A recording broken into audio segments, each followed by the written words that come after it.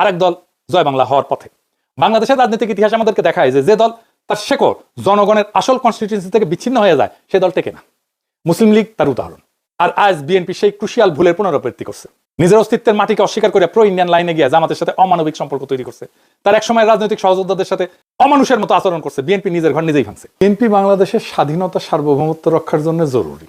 BNP ধ্বংস হয়ে গেলে বাংলাদেশের স্বাধীনতা সার্বভৌমত্ব বিপন্ন হবে।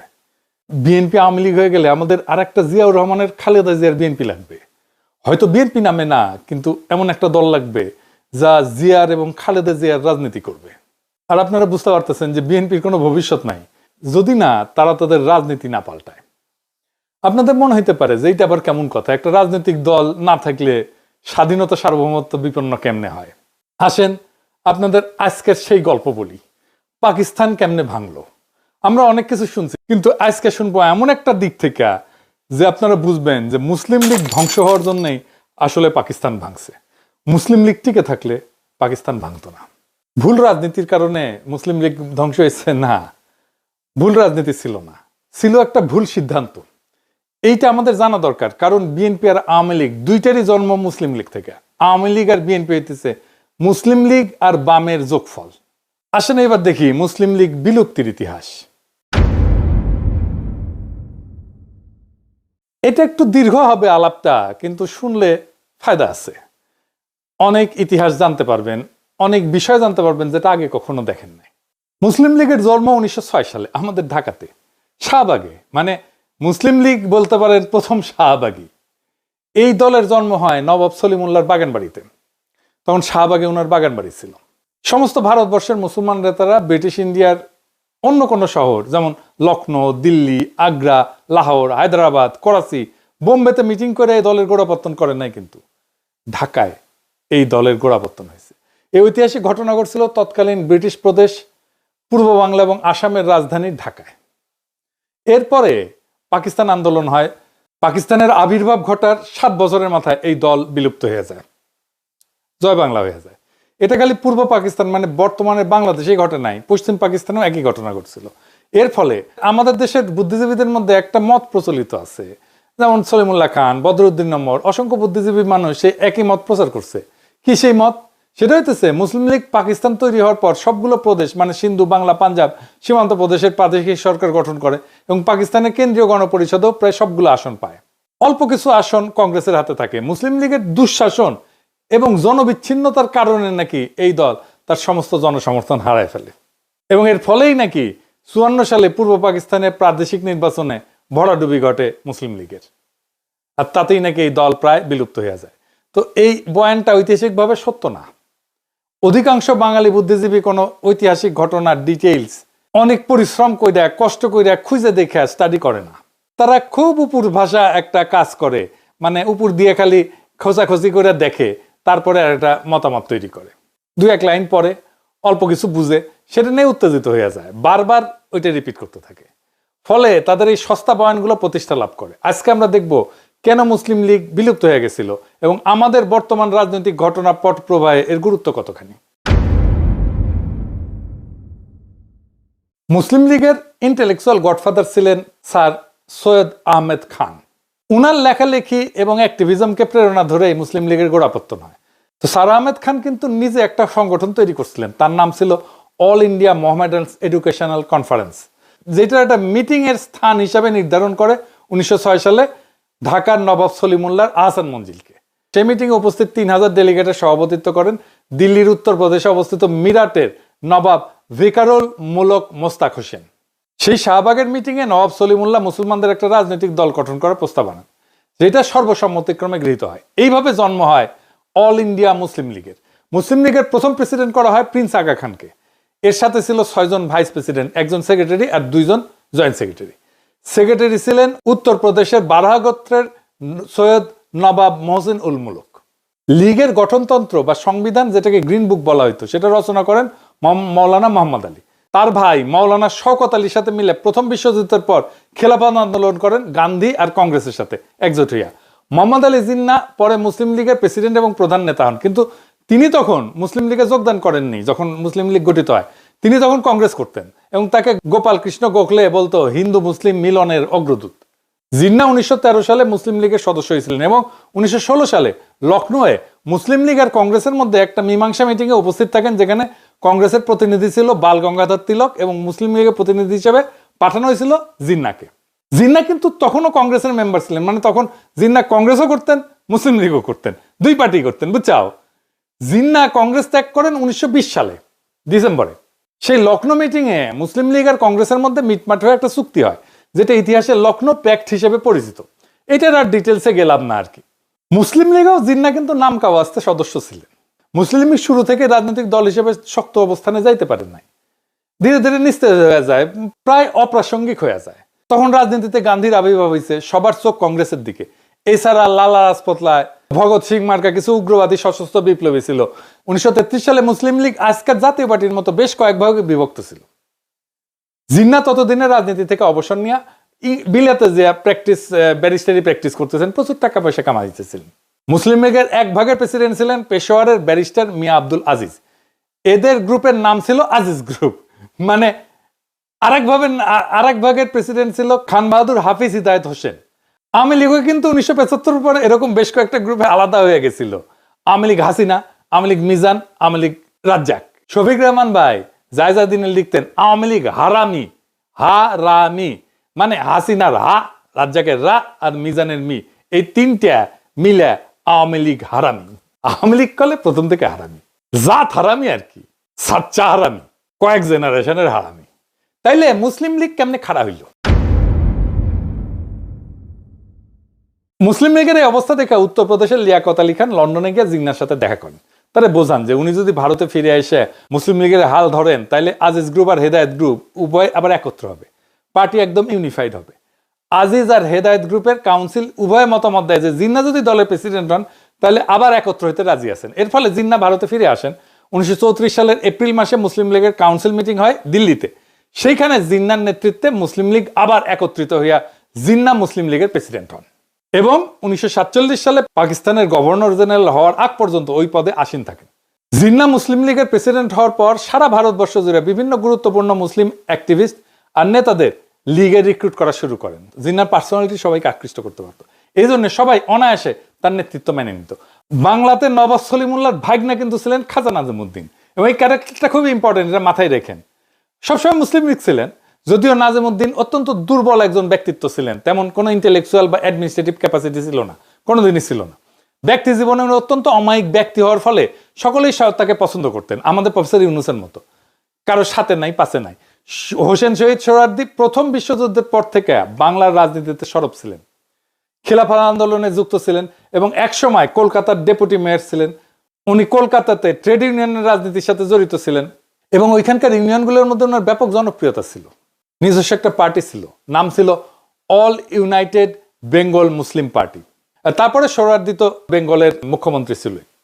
জিন্নাহ সোহরাওয়ার্দীকে কনভিন্স করেন মুসলিম লীগে যোগ দিতে। এর ফলে 1936 সালে সোহরাওয়ার্দী তার পুরো দলবল নিয়ে বেঙ্গল প্রভিন্সিয়াল মুসলিম লীগে যোগদান করেন। ওনাকে দলের সেক্রেটারি করা হয়। বাংলার আরেকজন বড় মুসলমান নেতা একে ফজলুল হকেরও নিজস্ব একটা দল ছিল, মানে শেরে বাংলার কৃষক প্রজা সমিতি, যেটা পরে কৃষক প্রজা পার্টি হয়। এরপরে 1937 সালে ব্রিটিশ ভারতে প্রথম প্রাদেশিক নির্বাচন অনুষ্ঠিত হয়, যেখানে বাংলা প্রদেশে 250টার মধ্যে 120টা মুসলমান আসন ছিল, সেপারেট ইলেকটোরেটের অধীনে, মানে মুসলমানরা মুসলমানদের ভোট দেবে, হিন্দুরা হিন্দুদের ভোট দেবে। এবং মাথায় রেখেন, এই যে মুসলমান হিন্দুর আলাদা ভোটাধিকার, এটাই দেশভাগের একটা কারণ। মানে মুসলমান আর হিন্দু একসাথে থাকতে পারবে না, এটাই বোঝায়। এটা গোবিন্দ প্রামাণিক আলাদা ইলেকশনের কথা বলে না, হিন্দু মুসলমান। এইটা যদি হয় তাহলে বাংলাদেশ আর একটা রাষ্ট্র থাকবে না, দুইটা রাষ্ট্র হয়ে যাবে। মাথায় রেখেন এটা। যাই হোক, এই প্রসঙ্গে আর বিস্তারিত আলাপে না যায়। তো এই 250টা আসনের মধ্যে কংগ্রেস পায় 54টা, মুসলিম লীগ পায় 40টা, কৃষক প্রজা পার্টি পায় 36টা, হিন্দু মহাসভা পায় 4টা। হিন্দু মহাসভা হচ্ছে বিজেপির বাপ আর কি। বাকি আসন স্বতন্ত্র প্রার্থী ক্ষুদ্র কয়েকটা দল যেতে। 250টা আসনের মধ্যে মেজরিটি পাইতে লাগে 126টা সিট, যেটা একক কোনো দলের ছিল না। কংগ্রেস বৃহত্তম দল হওয়ার পরেও গোড়ামি করে মুসলিম লীগ অথবা ফজলুল হকের সাথে জোট করতে অস্বীকৃতি জানায়। এর ফলে ফজলুল হক তার পার্টি নিয়ে 1937 সালে মুসলিম লীগে যোগ দেন। তাকে সাথে সাথে বেঙ্গল প্রভিন্সিয়াল মুসলিম লীগের প্রেসিডেন্ট করা হয়। সোহরাওয়ার্দী সেক্রেটারি থাকেন। মুসলিম লীগের এমপিরা তাকে বাংলার চিফ মিনিস্টার পদে সমর্থন করে, সাথে আরো অনেক স্বতন্ত্র প্রার্থী যোগ দেয়। এইভাবে আইনসভায় মেজরিটি আসে। শেরে বাংলা ফজলুল হক বাংলার প্রথম মুখ্যমন্ত্রী হন। তার ক্যাবিনেটে 10 জন সদস্য ছিল, এর মধ্যে সোহরাওয়ার্দী ছিল বাণিজ্য এবং শ্রম মন্ত্রণালয়ের দায়িত্বে। 1938 সালে তৎকালীন ফরিদপুর জেলার গোপালগঞ্জ মহকুমায় একটা জনসভা করছিলেন উনি সোহরাওয়ার্দী। সেইখানে শেরেবাংলা ছিল, সোহরাওয়ার্দী দুইজনেই গেছিলেন। সেইখানে প্রথম সোহরাওয়ার্দীর সাথে তার বডিগার্ডের পরিচয় হয়। মুজিবের 38 সালে বয়স ছিল কত জানেন? 18 বছর। তার জন্ম 1920 সালে। লাড্ডাগড্ডা মুজিব পড়তো গোপালগঞ্জ মিশন স্কুলে ক্লাস 8-এ। 18 বছর বয়সে একজন ম্যাট্রিক ইন্টারমিডিয়েট পাশ করে বিশ্ববিদ্যালয়ে প্রথম বর্ষে থাকে অথবা ভর্তি পরীক্ষা দেয়, অথচ মুজিব সেই বয়সে কোনো মতে ক্লাস 8-এ 10-এ পৌঁছে যেতে পারছে। এরকম মাল ছিল মুজিব। আর সে আবার জাতির পিতাও বটে। সেই জাতি পুঙ্গা মারা খাইবে না, তোকে পাশে বাড়ি মোগলেস খাইবে পুঙ্গা মারা। যাই হোক, তখনই মুজিবের সাথে সোহরাওয়ার্দীর আলাপ, এরপর চিঠি লেখালেখি শুরু হয়। মুজিব কলকাতায় মুভ করে পুরোদস্ত এবং সোহরাওয়ার্দী বডিগার্ড হিসেবে তার ক্যারিয়ার শুরু করে। এইভাবে মুসলিম লীগের আস্তে আস্তে ডালপালা গজাইতে থাকে। 1940 সালে লাহোরে মুসলিম লীগের বার্ষিক সম্মেলন আহ্বান করা হয়। সেইখানে লীগের সমস্ত মুসলমান নেতারা উপস্থিত থাকেন। যেহেতু ভারতবর্ষের 11টা প্রদেশের মধ্যে একমাত্র বাংলাতেই মুসলিম লীগের সরকার ছিল, তাই বাংলার মুখ্যমন্ত্রী ফজলুল হককে দিয়া ঐতিহাসিক লাহোর প্রস্তাব পেশ করানো হয়। পাঞ্জাবে মুসলমানরা সংখ্যাগরিষ্ঠ থাকার পরেও সেখানে মুসলিম লীগ এবং কংগ্রেস একদম পাত্তা পায় নাই। 1937 সালের নির্বাচনে পাঞ্জাবে ইউনিয়নিস্ট পার্টি নামে একটা বড় দল ছিল, যেটা মেজরিটি আসন যেতে, এবং পাঞ্জাবের প্রথম চিফ মিনিস্টার হয় স্যার সিকান্দার হায়াত খান। স্যার সিকান্দার হায়াতের ছেলে শওকত হায়াত খান মুসলিম লীগের জিন্নার অনুসারী ছিলেন। ইউনিয়নিস্ট পার্টির সাথে মুসলিম লীগের পরে ব্যাপক গ্যাঞ্জাম হয়। 1941 সালে দ্বিতীয় বিশ্বযুদ্ধ শুরু হইলে দিল্লিতে ভাইসরয় একটা ডিফেন্স কাউন্সিল তৈরি করে, যেটা মুসলিম লীগ এবং কংগ্রেস অফিসিয়ালি বয়কট করে। মুসলিম লীগের নিষেধ থাকা সত্ত্বেও শেরে বাংলা সেই কাউন্সিলে মেম্বার হিসেবে যোগ দেন। শেরে বাংলা কিন্তু খুবই লোভী কিসিমের মানুষ ছিলেন, যেই জন্য যখন তাকে পদের লোভ কেউ দেখাইতো সেটা গিলতেন উনি। এরকম অসংখ্য উদাহরণ আছে। ফজলুল হক মানে শেরে বাংলা, একে ফজলুল হক, এই নামগুলা শুনলে কাইত হইয়া পড়ে যান না। এটা নিয়ে পরে সুযোগ পেলে আরেকবার আলাপ হবে। ফজলুল হকের উপর থেকে মুসলিম লীগের সমর্থন উঠে নেওয়ার পর হক সাহেব হিন্দু মহাসভার শ্যামাপ্রসাদ মুখার্জি আর কংগ্রেসের হিন্দু মেম্বারদের সাথে জোট কইরা আরো 2 বছর মানে 1943 সাল পর্যন্ত ক্ষমতা থাকেন। এইটারে হক মুখার্জি মন্ত্রিসভা বলা হয় ইতিহাসে, মানে সেকুলার হয়েছে। শ্যামাপ্রসাদ মুখার্জি বিজেপির প্রতিষ্ঠাতা, তার মতো ইসলাম বিদ্বেষীর সাথে জোট কইরা হইলেও ক্ষমতায় থাকতেই হবে 2 বছরের জন্য হইলেও। এই হইতেছে শেরে বাংলা। এরপরে আসে 1946 সালের ফাইনাল নির্বাচন। ততদিনে সোহরাওয়ার্দী বাংলার মুসলিম লীগের সবচেয়ে এফিসিয়েন্ট এবং কর্মক্ষম নেতা হিসেবে আবির্ভূত হয়েছে। সেই নির্বাচন ছিল পাকিস্তানের ম্যান্ডেটের নির্বাচন। সেই নির্বাচনে মুসলিম লীগ ভারতবর্ষের মুসলমানদের সব আসনে প্রায় 90% আসন যেতে। বাংলাতেও ফজলুল হকের কৃষক প্রজাপার্টি একদম জয় বাংলা হয়ে আছে। শ্যামাপ্রসাদ মুখার্জির সাথে সরকার কইরা 2 বছরের এক্সটেনশন পাওয়ার পুরস্কার পান উনি। পাঞ্জাবে ইউনিয়নিস্ট পার্টির কথা বলছিলাম না, অল্প কয়েকটা আসন যেতে মুসলিম লীগের বিপরীতে। সিন্ধু, যেখানে মুসলিম লীগ 1937 সালের নির্বাচনে একটা আসনও যেতে নাই, সেখানে প্রায় সব মুসলিম সিট এবার যেতে সরকার গঠন করে মুসলিম লীগ। এরপর শুরু হয় ভেজাল। বাংলাতে মুসলিম লীগের সবচেয়ে বড় অ্যাক্টিভিস্ট গ্রুপগুলোর নেতা ছিল সোহরাওয়ার্দী, যার অক্লান্ত পরিশ্রমের ফলে মুসলিম লীগ বাংলাতে বিপুল জয়লাভ করে। সোহরাওয়ার্দী ব্রিটিশ বাংলার সর্বশেষ চিফ মিনিস্টার হয় এবং সরকার গঠন করে। এরপরে 1947 সালে পাকিস্তানের আবির্ভাব হওয়ার পর শুরু হয় ভেজাল। মুসলিম লীগের ভেতরেই ভেজাল। সে ভেজালটা কি? পদবি নিয়ে ভেজাল। যাই হোক, পাকিস্তান হওয়া এবং হিন্দু মহাসভা কংগ্রেসের চাপে বাংলাকে বিভক্ত করার পর পাকিস্তানে পূর্ব বাংলার প্রথম চিফ মিনিস্টার নির্বাচন করার জন্য পূর্ব বাংলার মুসলিম লীগের এমপিদের মধ্যে আবার একটা ভোট হয়।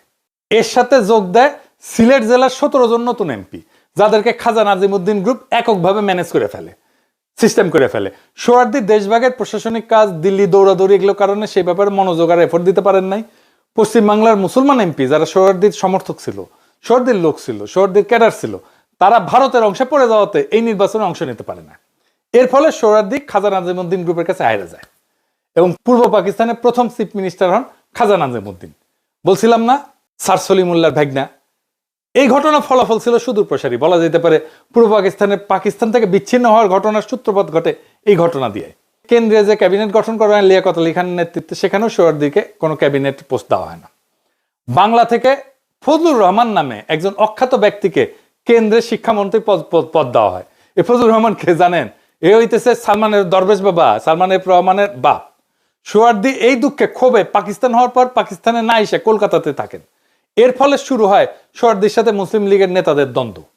এর কয়েক মাস পরে 1948 সালে মুসলিম লীগ থেকে এবং পাকিস্তানের গণপরিষদ থেকে সোহরাওয়ার্দীকে বহিষ্কার করা হয়।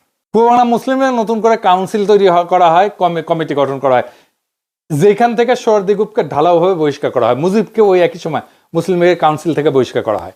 শুধু সোহরাওয়ার্দী না, তার বডিগার্ডকেও বের করে দেওয়া হয়। যেহেতু বাংলার মুসলিম লীগের কর্মীদের বিরাট অংশ সোহরাওয়ার্দীর সমর্থকের অন্ধভক্ত ছিল, তারা ন্যাচারালি এই ব্যাপারটা স্বাভাবিকভাবে নেয় না, ক্ষুব্ধ হয়। বাংলায় সোহরাওয়ার্দীর ক্ষুব্ধ সমর্থকরা একদম প্রথম দিক থেকে নাজিমউদ্দিন এবং পরে নুরুল আমিনের সরকারের বিরুদ্ধে তাদের ক্ষোভ ঝাড়ার জন্য যা ইস্যু আছে সামনে সেটা নিয়ে এজিটেশন শুরু করে। এই সোহরাওয়ার্দী যে মুসলিম লীগের উপরে রাগ ঝাড়তেছে আর পূর্ব পাকিস্তানের সমস্ত এজিটেশনে কলকাতায় নাড়তেছে, সেটা সে আইয়ুব খানের কাছে ওপেনলি স্বীকার করছে। আইয়ুব খানের একটা বই আছে, ফ্রেন্ডস নট মাস্টার্স, এইটা সে লিখে গেছে 25 পৃষ্ঠায়, পারলে পড়ে নিন, আমি আর পুরো বিষয়তে গেলাম না আর কি। তো খাজা নাজিমউদ্দিন কেমন মানুষ ছিলেন? খাজা নাজিমউদ্দিন একটা অপদার্থ কাইসিমের মানুষ ছিলেন। তার গ্রুপের তেমন কোনো কর্মী ছিল না। এই বিরাট সংখ্যক ক্ষুব্ধ কর্মী যারা পাকিস্তান আন্দোলনে অত্যন্ত গুরুত্বপূর্ণ ভূমিকা রাখছিল আর সোহরাওয়ার্দীর সমর্থক ছিল, তারা এরপরে মুসলিম লীগ থেকে বের হয়ে নিজেরা 1949 সালে সম্মেলন করে নতুন একটা দল গঠন করে। কি সেই দল? আওয়ামী মুসলিম লীগ। এইটা এর বাংলা অংশের সভাপতি করা হয় মাওলানা ভাসানীকে, যিনি পাকিস্তান আন্দোলনের সময় আসামে ছিলেন। অল পাকিস্তান আওয়ামী মুসলিম লীগের প্রেসিডেন্ট পরে স্বাভাবিকভাবে সোহরাওয়ার্দী সর্বসম্মতভাবে নির্বাচিত হন। ভাষা আন্দোলন থেকে শুরু করে পরের সমস্ত আন্দোলন ছিল মূলত নাজিমউদ্দিন নুরুল আমিন গ্রুপের বিরুদ্ধে সোহরাওয়ার্দী গ্রুপের ক্ষোভের বহিঃপ্রকাশ। আর বাম কমিউনিস্টরা ভারতের মদতপুষ্ট হয়ে এই সময় আওয়ামী লীগের কান্দে ভর কইরা শুরু করে সমস্ত এজিটেশন এবং আন্দোলনে উস্কানি দিতে থাকে। ঠিক এখনকার সাথে মিলায় দেখেন, প্রফেসর ইউনূসকে বসান খাজা নাজিমউদ্দিনের জায়গায়, মিলে? যদি হোসেন শহীদ সোহরাওয়ার্দীকে পূর্ব পাকিস্তানের প্রথম চিফ মিনিস্টার বানানো হইতো, যেটা তার প্রাপ্য ছিল আসলে, তাহলে উর্দু কেন, হিব্রুকে রাষ্ট্রভাষা করলেও কোনো আন্দোলন হইতো না। এবার লিখে দিতে পারি, সেটা হইলে পাকিস্তান জীবনও ভাঙতো না, ভারতের কোনো ষড়যন্ত্রের কাজে আসতো না, সব মাঠে মারা যেত, বাকি সব আজগুবি বয়ান কর্পূরের মতো ভ্যানিশ হয়ে যেত। কিছু ছুটকা ছুটকা মানুষ এদিক ওইদিকে একটু আওয়াজ তুললেও সোহরাওয়ার্দীর ক্যাডাররা তাদেরকে সাইজ করে দিত, মোকাবেলা করতো। হ্যাঁ, সোহরাওয়ার্দী নিজে তো বাংলা বলতো না, বলতেই পারতই না। নিজে পশ্চিমবঙ্গের উর্দুভাষী মুসলিম ছিলেন, বাংলা দুই লাইন বলতেও পারতো না, লিখতেও পারতো না। উনার সমর্থকরা যে বাংলা ভাষাকে রাষ্ট্রভাষা করা নিয়ে এত মাতামাতি করলো, এটার পিছনে মূল কারণ হইতেছে বাংলা ভাষা প্রীতি না, সেটা হইতেছে নাজিমউদ্দিন নুরুল আমিন গ্রুপের সরকারের প্রতি তাদের ক্ষোভের বহিঃপ্রকাশ। মুসলিম লীগ থেকে এত বড় কর্মী সমর্থকদের বাইর করে দেওয়ার ফলে বাংলা মুসলিম লীগ স্বাভাবিকভাবে অত্যন্ত দুর্বল হয়ে যায়। এর ফলে 1954 সালে বাংলার প্রাদেশিক নির্বাচনের তারিখ ঘোষণা করা হয়। নির্বাচনের আগে ফজলুল হক, যে এতদিন রাজনীতিতে চুপচাপ ছিলেন, মানে শেরে বাংলা ফজলুল হক, উনি আবার সরব হন। প্রথম নির্বাচনে মুসলিম লীগে যোগ দিয়া লীগের প্রার্থী হিসেবে মোকাবেলা করতে চান। পরে যখন দেখেন লীগের কর্মী সমর্থক একদম কমে গেছে, ঠিক তখনই বুঝতে পারে, চালাক মানুষ ছিল, ওই সময় ঠিক করে আওয়ামী লীগে যোগ দেবে। আওয়ামী লীগের প্রস্তাব লুকে নেয় এবং শেরে বাংলাকে তাদের চিফ মিনিস্টার ক্যান্ডিডেট করার প্রস্তাব দেয়। কেন্দ্রের সোহরাওয়ার্দী আর বাংলায় ফজলুল হক তাদের নেতা হবে, এরকম একটা সমঝোতা হয়ে যায়। তখন লীগের মধ্যে সেকেন্ডার একটা ভাঙন হয়, খুব ইন্টারেস্টিং। আপনার ঘটনা শুনছেন কিন্তু বিস্তারিত হয়তো জানেন না। সোহরাওয়ার্দীর বডিগার্ডের গুন্ডামির গল্প, আসেন এটা শুনে দেখি। বাংলার চিফ মিনিস্টার নুরুল আমিনের সাথে মুসলিম লীগের আর একটা উল্লেখযোগ্য গ্রুপের গ্যাঞ্জাম মারামারি হয়, যার নেতা ছিল ফরিদপুরের ইউসুফ আলী চৌধুরী, ডাকনাম ছিল মোহন মিয়া। এই নামে উনি পরিচিত ছিলেন। মোহন মিয়া মুসলিম লীগ থেকে তার অবশিষ্ট কর্মী সমর্থক নিয়ে বের হয়ে হক সাহেবকে বুঝান যে মুসলিম লীগ আওয়ামী লীগ কোনোটাতে যোগ দেওয়া উচিত হবে না, আমাদের নতুন একটা পার্টি করে আওয়ামী লীগের সাথে জোট করতে হবে। ফজলুল হককে যে যা বোঝায় উনি তাই বুঝেন, আর ওনার যেখানে লাভ সেখানে উনি যান। মোহন মিয়ার বুদ্ধিতে মুসলিম লীগের অবশিষ্ট কর্মীরা ফজলুল হকের নেতৃত্বে কৃষক শ্রমিক পার্টি নামে একটা নতুন পার্টি গঠন করে। এরপরে কৃষক শ্রমিক পার্টি আর আওয়ামী লীগের মধ্যে যুক্ত ফ্রন্ট গঠন করা হয়, সাথে আরো দুই একটা সুটকা সাটকা পার্টি এসে যোগ দেয়। স্বাভাবিকভাবে 54 সালের নির্বাচনে যুক্ত ফ্রন্ট বিপুল সংখ্যাগরিষ্ঠতা পায় এবং মুসলিম লীগ ভ্যানিশ হয়ে যায়। তবে যুক্ত ফ্রন্টও বেশি দিন টেকে নাই, হক সাহেবের এখানেও গুটিবাজি করে এবং আলটিমেটলি আওয়ামী লীগ আর কৃষক শ্রমিক পার্টির মধ্যে জোট ভেঙে যায়। তাদের মধ্যে সংঘাত মারাত্মক আকার ধারণ করে। তার ফাইনাল আউটকাম হচ্ছে 1958 সালে ঢাকাতে সংসদের ভেতরে দুই দলের মাইটপিট হয় এবং ডেপুটি স্পিকার শাহেদ আলীকে পিটায় হত্যা করা হয় পার্লামেন্টের মধ্যেই। এবং এই মারামারিতে সোহরাওয়ার্দীর বডিগার্ড অংশ নেয় শঙ্কর মাছের লেজের চাবুক নিয়ে। তার ব্যাগের মধ্যে এটা সবসময় থাকতো, হ্যাঁ সবসময় থাকতো আর কি, হ্যাঁ বেডরুমও থাকতো।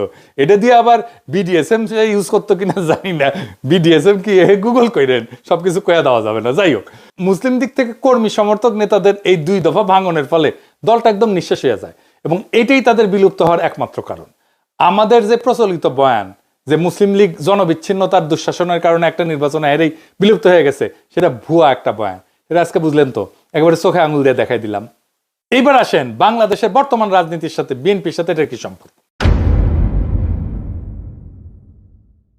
ডাকসুতে বিএনপি যে মারাটা খেলো না, এই মারা আগামীতে সে খাইতেই থাকবে যদি সে তার খাইসলত না বদলায়। ভোটের রাজনীতিতে বিএনপির আসল জায়গা, ভোটের জায়গাটা হচ্ছে যেটাকে কনস্টিটিউয়েন্সি বলা হয়, সেটা হচ্ছে তার মুসলিম ভোট, মুসলিম জাতিবাদী ভোট, সাধারণ মুসলমানের ভোট। এক অর্থে এটাই জিয়াউর রহমানের বিএনপি এবং তার রাজনীতি, এটা এক অর্থে বিএনপির পিতৃ পরিচয় বটে। আর এইবার বিএনপি তার বাপের পরিচয় অস্বীকার করে আওয়ামী লীগের রাজনীতিতে মাথা ঢুকাইতে গেছিল, হাসিনার ফেলে দেওয়া গু খাইতে গেছিল। বিএনপির এই প্রো ইন্ডিয়ান রাজনীতি করতে যাওয়ার কারণে তার মুসলিম জাতীয়বাদী কনস্টিটিউয়েন্সি থেকে পুরো আইসোলেটেড হয়ে গেছে। আমি আগে কইছিলাম বিএনপি জাতীয় সংসদ নির্বাচনে জেতার চান্স কম, কইছিলাম না? এখন আমি শিওর বিএনপি জিতবে না, সরকার গঠন করতে পারবে না। এডিটর সাহেব বিউ গলে না বিষণ্ণ সুর দেন না, এরা মেলা দিন শুনি না, তো বিদায়ের একটা সুর দেওয়া ভালো আর কি, ক্ষমতা আসার আগেই ক্ষমতা থেকে আল। আমি কইছিলাম যে বিএনপি এই নিয়ে তাদের প্রচুর গব্য, নিজের বিএনপি নিজের মারিছে, অনেকে তথ্য নিতেছে ছাত্র সংসদ নির্বাচন আর জাতীয় সংসদ নির্বাচন এক জিনিস না। এরাই কইছিল বট বাহিনী ভোট দিলে শিবির জিতবে, শিবিরের জনসমর্থন নাই, আছে বট বাহিনী। তত্ত্ব জানার আনুক কাম যা হওয়ার সেটা হয়ে যাবে ইলেকশনের সময়, ওই দিন বুঝবে। ডাকসু ইলেকশনের মধ্যে দিয়ে বাংলাদেশের সাধারণ মুসলমানরা তার রাজনৈতিক এজেন্সি খুঁজে পাইছে, সে নিজে রাজনৈতিকভাবে শক্তিশালী হয়েছে, সে জাতীয় নির্বাচন ও ব্যালটে রায় দিবে। আর বিএনপির বাইরের রাজনৈতিক শক্তি তো বসে থাকবে না। তাহলে এখন কি বিএনপি ধ্বংস হয়ে যাবে? এই প্রো ইন্ডিয়ান পলিটিক্যাল লাইনে কোনো চান্স নাই বাঁচার। আমরা চেষ্টা করছি, লাভ হয় নাই। 2 নম্বর হইতেছে বিএনপি ইতিমধ্যে নিজেকে অকৃতজ্ঞ একটা দল হিসেবে প্রতিষ্ঠিত করে ফেলছে। জামাতের সাথে জোট করে এতদিন রাজনীতি করে সে জামাতের সাথে যে আচরণ করছে, আবার আমাদের সাথে এই হাসিনা বিরোধী আন্দোলনে আমাদের এত বেনিফিট পাইছে, আমাদের এত সাপোর্ট পাইছে, এক সময়কার রাজপথের সহযোদ্ধা তাদের সাথে যে আচরণ করছে, তার সাথে কোনো রাজনৈতিক দল কোনো ইন্ডিভিজুয়াল ঐক্য করবে না। সিপিবি তো আওয়ামী লীগের কুসুম বিরোধিতা করছে, কিছু বলছে হাসিনা সিপিবি কে? জাফরুল্লাহ ভাইও তো কম হাসিনা বিরোধিতা করে নাই, কিছু বলছে হাসিনা? বলে নাই, কারণ জাফরুল্লাহর সাথে শেখ মুজিবের একটা সম্পর্ক ছিল। এক সময়ের মিত্রের বিষয়ে হাসিনার একটা নৈতিক অবস্থান ছিল, যেটা বিএনপির নাই। বিএনপি এই ক্ষেত্রে আওয়ামী লীগের চাইতেও খারাপ, সে রাজনৈতিক বিরোধী থেকে ব্যক্তিগত শত্রুতায় পর্যবসিত করে। তাই বিএনপির আশা আমাদের ছাইড়া দিতে হবে। বিএনপি একটা সিংহ, কিন্তু দুর্বল সিংহ, এইরকম হারুপাট্টি, যতগুলো ইলেকশন করবে সবগুলো হারবে। জাহাঙ্গীরনগর ইলেকশন নিয়ে কি কাণ্ডই না করলো দেখেছেন তো। চিটাগাং রাজশাহী ইউনিভার্সিটিতে পার্টিসিপেট করে কিনা দেখেন। আমাদের তাইলে কি করতে হবে? আমাদের দ্রুত একটা রাজনৈতিক ফ্রন্ট করার দিকে অগ্রসর হইতে হবে, যে ফ্রন্টের কথা আমি বলছিলাম। না হলে রাজনৈতিক শূন্যতা তৈরি হবে। এই ফ্রন্টের আদর্শিক নেতা হবেন জিয়াউর রহমান, তার রাষ্ট্রচিন্তা। বিএনপি কোণঠাসা বা নিষ্ক্রিয় ট্রু ন্যাশনালিস্টরা তাদেরকে একটা স্পেস দিলে তারাও চলে আসবে দলে দলে। বিএনপিতে সত্যিকারের পলিটিক্যাল ট্রেনিং আছে, রাজনীতি করে আসছে, এরকম লোক গুরুত্বপূর্ণ পজিশনে নাই, পলিসি মেকিং এ নাই। থাকলে হাসিনা উৎখাতের লড়াইয়ে সেই বিএনপি নেতৃত্ব দিত, পারে নাই নেতৃত্ব দিতে। মুসলিম লীগ থেকে জন্ম নেওয়া আওয়ামী লীগ জয় বাংলা হয়েছে, আর এক দল জয় বাংলা হওয়ার পথে। বাংলাদেশের রাজনৈতিক ইতিহাস আমাদেরকে দেখায় যে দল তার শেকড় জনগণের আসল কনস্টিটিউয়েন্সি থেকে বিচ্ছিন্ন হয়ে যায়, সে দল টেকে না। মুসলিম লীগ তার উদাহরণ। আর আজ বিএনপি সেই ক্রুশিয়াল ভুলের পুনরাবৃত্তি করছে। নিজের অস্তিত্বের মাটিকে অস্বীকার করে প্রো ইন্ডিয়ান লাইনে গিয়ে জামাতের সাথে অমানবিক সম্পর্ক তৈরি করছে। তার এক সময় রাজনৈতিক সহযোদ্ধাদের সাথে অমানুষের মতো আচরণ করছে। বিএনপি নিজের ঘর নিজেই ভাঙছে।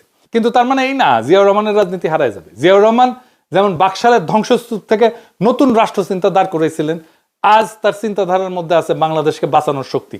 বিএনপি হয়তো দুর্বল সিংহ হয়ে পড়ছে, কিন্তু এই দেশের সাধারণ মুসলমানদের রাজনৈতিক এজেন্সি আর স্বাধীনতার আকাঙ্ক্ষা আজও বেঁচে আছে।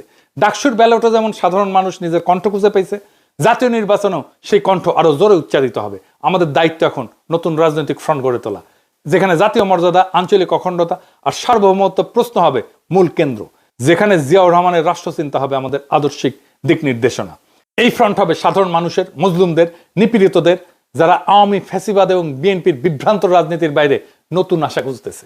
ইতিহাসের শিক্ষা পরিষ্কার, শূন্যতা কখনো স্থায়ী হয় না। আমরা যদি শক্তি, দিক নির্দেশনা নিয়ে আগায় যাই, তবে সেই শূন্যতা পূরণ হবেই আমাদের দিয়া।